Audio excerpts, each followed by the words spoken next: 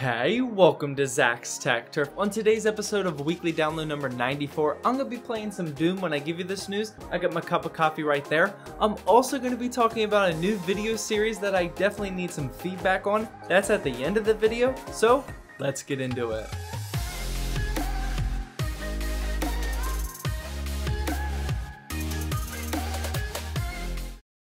To start off the tech news for the week, more and more rumors are piling up, especially the ones over at Tom's Hardware, that the next generation GTX 1180 or 2080, whatever they're calling it, will be launching here in July, which is just a few months away. Obviously, Nvidia still hasn't confirmed or really even hinted at this yet, and July is still just a guess based off these rumors. I wish I had more to report on this. I'm sure we'll hear something in the near future if this is legit, but yeah, that's all I got about that. Next up, Intel confirmed that they are bringing a Z390 Enthusiast chipset that seems pretty pointless and just like a cash grab if you ask me. There are only two main features that the Z390 chipset offers over the Z370, which is already really expensive by the way, and that's support for 6 USB 3.1 Gen 2 USB ports and built-in 802.11 AC wireless networking. Want to know the kicker though? Both of these quote-unquote new features are already available on their more budget-oriented H370, B360, and H310 motherboards. So basically, my super expensive Z370 motherboard that I had to purchase with my 8700K because there were no other options at the time is the only chipset that doesn't include these features. Intel, if you keep making moves like this, I'm gonna have to switch over to Ryzen. Hashtag rant over. Moving on, we found out this week that Valve is paying ethical hackers to find security flaws in Steam as well as their other servers and websites for Team Fortress 2, CSGO, and Dota 2. A post from HackerOne, a community for ethical hackers, revealed that Valve has already paid out $109,000 for people finding security flaws in their assets. This is pretty cool considering I'm about to take my certified ethical hacker certification test here in a few months. The first ever consumer grade 4K 120Hz monitor is here, and it's from a company called Wasabi Mango, and it costs a whopping $1,400. It's 43 inches, which is borderline a TV in my opinion, but it's also rocking an IPS panel and somewhat HDR support. I'm personally very excited for 4K and higher refresh rate monitors to come out. My GTX 1080 Ti is starving for them, but it might be a better idea to wait for some upcoming models from Asus and Acer that are set to release here soon. And to wrap up the tech news, but quite possibly my favorite tech news of the week, Microsoft unveiled their new adaptive controller, which is a gaming controller used for people with limited mobility. You can see from this video here that it's a big controller with huge buttons, and it also serves as a base for connecting many accessories, including even bigger buttons. Obviously, using a controller can be pretty difficult for those with limited mobility, and I love how Microsoft puts so much time and resources into creating a controller like this. All of the keys are customizable, bindable, etc. It's awesome. To start off the short lineup of PC gaming news for the week, we've all probably seen by now, at least if you're in the US, that the Supreme Court ruled for letting sports betting now be legal, or at least it'll be up to the state to decide. This has been talked about all week in the sports world, but how will this affect esports? More than likely, esport gambling will now be legal in the United States. It's already legal in over 100 countries by the way, but it'll be interesting to see how the industry moves forward for this. With such young esports athletes and the very real scare of match fixing, things could get very interesting in my opinion. Next up, Rocket League announced that they are adding a new Rocket Pass paid subscription service, which is very similar to the Fortnite Battle Pass service. In a nutshell, there will eventually be both a paid and free unlock system as you progress in the season or whatever they call it. As you level up, you'll earn cosmetic awards, but the awards from the paid Rocket Pass will be better than the free version. What do you guys think about this? And finally, to wrap up the PC gaming news, don't forget we also have to talk about my new series afterwards, and we found out some juicy information about the Call of Duty Black Ops 4 game during the reveal event. We already knew that there's no single player campaign and that there would be Battle Royale mode, but we also found out that the game will be hosted on Battle.net and not Steam this year. I'm not sure what all this will entail for its October 12th release, but they did confirm that there will be 4K, HDR, and uncapped frame rates, as well as dedicated servers, so it sounds great. I will be buying this because, as you probably know, I'm a huge sucker for Call of Duty every single year. Alright, so before ending this video, I wanted to quickly announce my new series, and I want as much feedback from you guys as possible. In a nutshell, I want to post a monthly PC gaming update video to you guys where I basically talk about, in a semi-unscripted way, the games that released for the month as well as what I've personally been playing. The reason why my Gaming on a Sunday Morning series didn't do so well is because I personally don't play that many games in my scarce free time,